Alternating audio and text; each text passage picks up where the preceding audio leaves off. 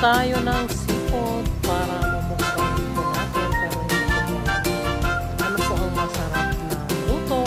I-comment down below kung may suggestion po kayong mas masarap po. Yan po, first time ko pong kumain din po niyan. Ano po ang tawag talaga nila yan?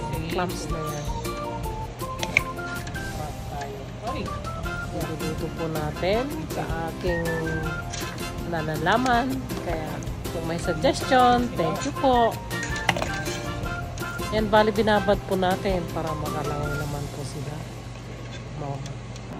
Hugasan ng maayos bago iluluto natin. Ayan po, tumitingin-tingin na po ang ating crab. Nag-iisip ko anong gagawin. At isa rin po si pareng lobster. Ayan po, brabrasin po natin para mabango-bango po nating halikan at kakainin. Ayan po, natutuwa po ako. Paliguan bago i-shoot. At nagawin natin soup.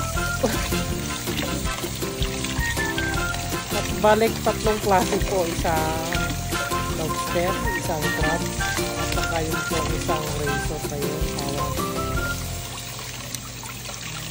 Nililinis ko po mag-dip. Plak-plak-plak siya.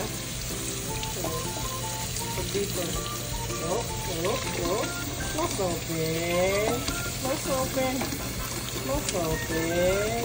Close open. Close open.